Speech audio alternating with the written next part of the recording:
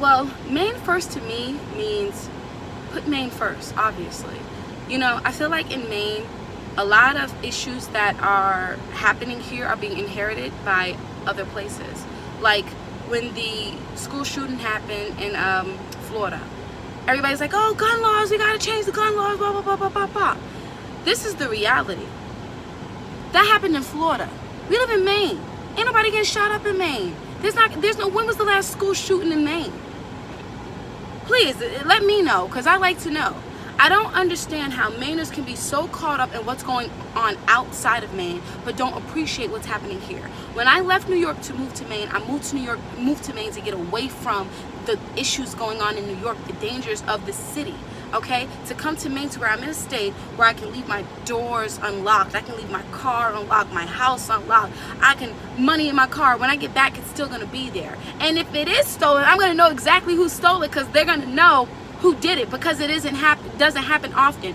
What place can you go to except Maine to where you can see a fruit stand that you can grab your own fruit, leave the money, and there's no one there to check what's going on? Sweetie, you could never do that in most other states, but you can do it here at Maine. So the thing is, not saying that Maine doesn't have issues, but the issues that Maine have are totally different from the issues that other states have. And I feel it is very important for Mainers to focus on the issues that they have, i.e. welfare, you know, the economy, the lobstering business, the small businesses that are here. There's so many small businesses in Maine that need the right regulations around them so that they can grow. Maine has some of the best milk, the best cheese you will ever taste in your entire life. I have been to France, okay?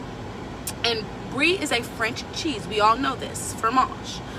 In Maine, I've tasted the best Brie I've ever had in my life. So now it's for Maine to make laws that allow these individuals here that make this great cheese, these great products, these great wines, to get it out to everyone else. Because Maine is a gem that is under a rock. The only thing Maine is known for is its lobster. People don't even know about the quality of cheese and fruits and vegetables and the farming that Maine has that can be done to the masses. So with that being said, you know what I mean? Maine First is putting Maine first. Stop worrying about every other state and what they're doing, and make our state the model state, because we have the potential to be that in Maine. You don't have a lot of racist, biased things going on in Maine and wars on race and things like that here. You don't have it, and we don't have to inherit it. Put Maine first. Simple as that.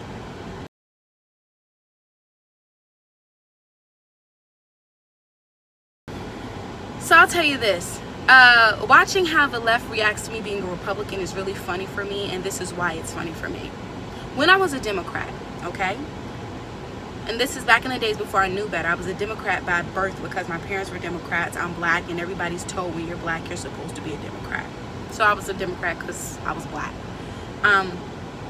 The left treated me like, oh, normal. It's normal. Oh, she's a Democrat. You're normal. Yeah, okay, you're good. The moment, and Democrats say they're for the black people. That's their slogan. They've always been for minority and open-minded and all of these things. They're for the people. But on the contrary, the moment I said I was a Republican, how can you be black and be a woman and be a Republican? How can you protest against abortion? How can you do these things? How can you even associate yourself with that side? And I remember the women who asked me this were two white lesbian women. And you know what the reality was? I said to them, sweetie, do you know if we were in the hood where I was from and they seen you, they wouldn't care what side you were on. They would have been asking me, why you talking to those white people? Let me tell you something. They don't care. Democratic black people don't care whether you're white and on their side or black or whatever you are on their side. If you ain't looking like them and fitting their perspective, they don't like you. So, sad to say, a lot of the left seems to have that same mentality to where, wait a minute, we say we're for you when you're on our side, but the moment you don't agree with certain things we agree with, you're the enemy, you're the op. So now I'm the op. Really. So all of this that the Democrats were pushing about being for the people and all of that, it's all baloney. It's all malarkey. And when you do your history, you realize that the Democrats were the ones who fought to keep slavery in the first place. The Democrats were the ones who started the KKK. Democrat ain't nothing but a Dixiecrat. So now, anything, they looking at me like I'm a traitor to my race. I'm a traitor to my people. The reality is, if I was to be a Democrat, I would actually be a traitor. I would actually be a coon. I would actually be an Uncle Tom. Because at the end of the day, Martin Luther King was a Republican. Even Malcolm X was a Republican. Abraham Lincoln was a Republican. Booker T. Washington was a Republican.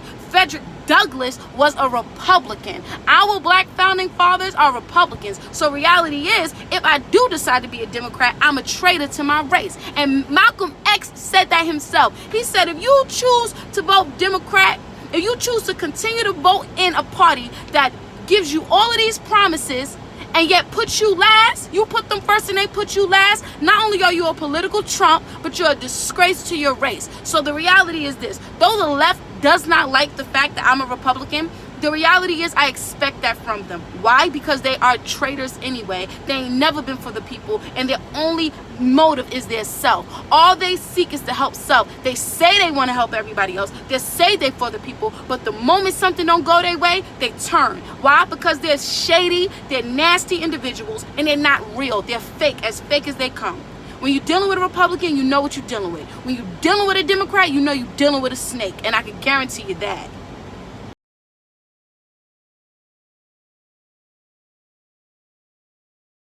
I know this is going to sound strong, but I'll say it just like this. The left's view on masculinity is demonic.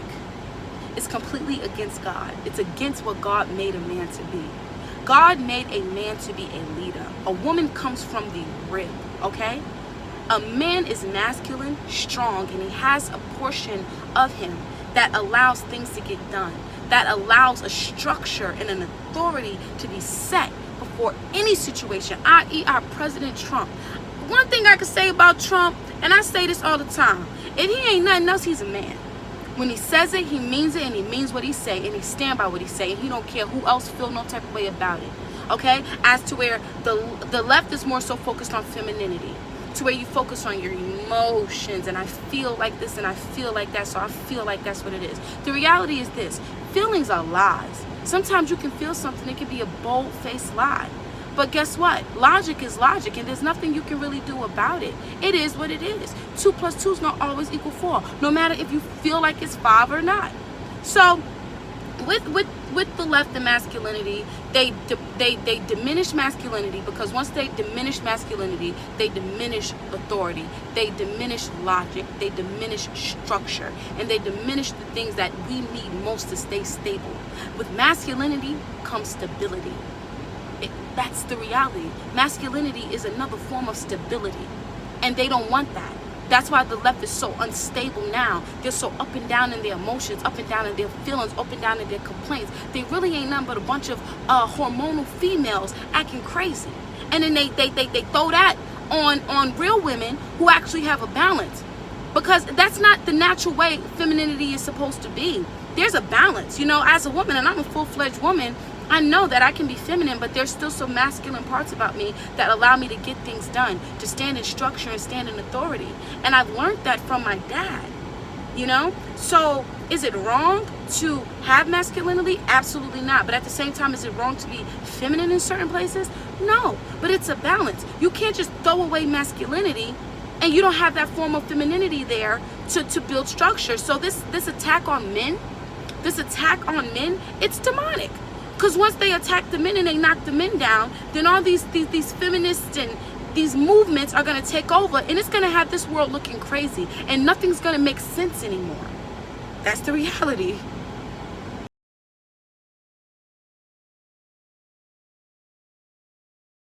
The 3 top policies that will help Mainers who have been left behind, the number 1 is the policy on welfare.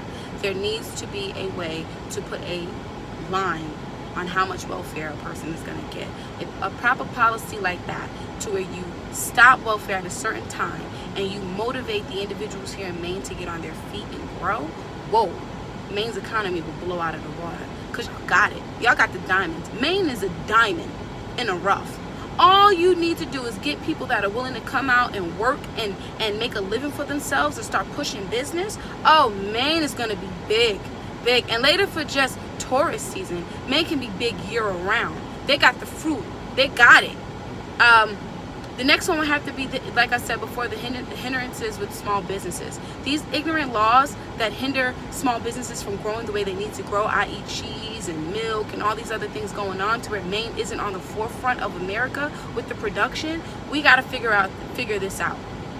And also, this kind of trails into the mom and pop businesses. We got to find a way to expand them. You know, Maine can grow on a small level with mom and pops. It can grow too, but Maine can blow on a mass level with moms and pops as well. Maine, all of Maine can be hired with the way things are going in Maine. I mean, seriously, I mean, you guys have it. And plus, this giant fish farm is coming. I mean, it's just a lot going on in Maine. So these laws have to get situated to where it helps the people and not hurt the people. And last but not least, the biggest policy I would have to say would have to be healthcare. We have to figure out what's going on with Maine's healthcare, because it's costing a lot of people a lot of money, and it's leaving a lot of individuals very irresponsible with the money that's being spent on their healthcare. You know, people in Maine tend to go to the doctor because, you know, I don't go to the doctor a lot. Why? Because I can't afford it. So I'm not going to just run to the doctor every chance I get. I'm going to find a way to take care of myself. I'm going to eat healthy. I'm going to exercise. I just came from the gym. I'm going to do something to maintain my body, because I don't have the luxury of just running to the doctor every 5 minutes. As to where it seems here, since I've been in the state, a lot of the managers, oh, I got a headache, I'm going to the doctor. And then and you don't pay for it. So anytime you do something or you feel some type of way, you go to the doctor, you don't pay for it, somebody else pays for it, and it's just like, oh, whatever. And then you're still irresponsible with the way you take care of yourself. You eat cookies and cakes all day, you're overweight. There's a lot of people in Maine that are overweight.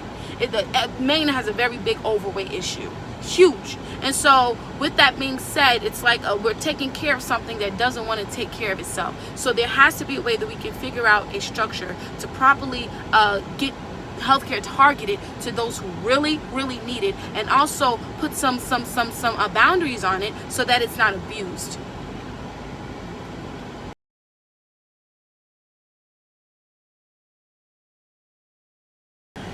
If I could lunch with President Trump, our mealtime would honestly be, we would be laughing like clowns. We would be laughing and we will be talking about everything from the craziness of the media, the fake news, the ignorance that goes on, the back and forth, we will be talking about so much stuff, the Black Lives Matter movement and how that thing is ridiculous and absurd in every way, shape, and form, and just the ignorance about the border.